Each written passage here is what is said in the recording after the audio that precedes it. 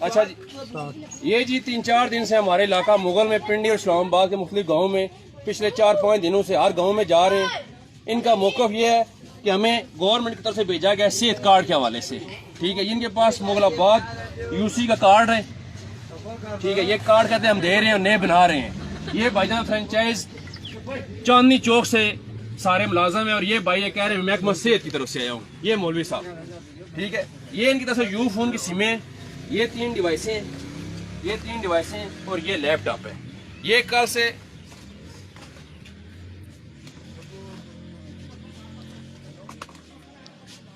Back side یہ بھائی جان کہہ رہے ہیں میں ٹائیگر فورس کی طرف سے ہوں. یہ صحت سہولت پروگرام کی انہوں نے شرٹ لگائی ہوئی تھی.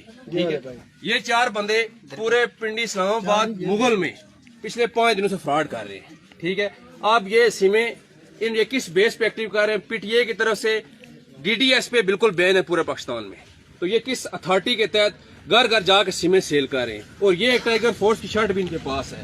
ٹھیک ہے، آیا حکومت نام کی کوئی چیز ہے اس ملک میں جو یہ ہر بندہ ایرا گہرا نتو پھیرا فرنچائز کے ملازم ایک صحت کارڈ کے تقسیم کر رہے ہیں؟ ان کے پاس کیا اتھارٹی ہے؟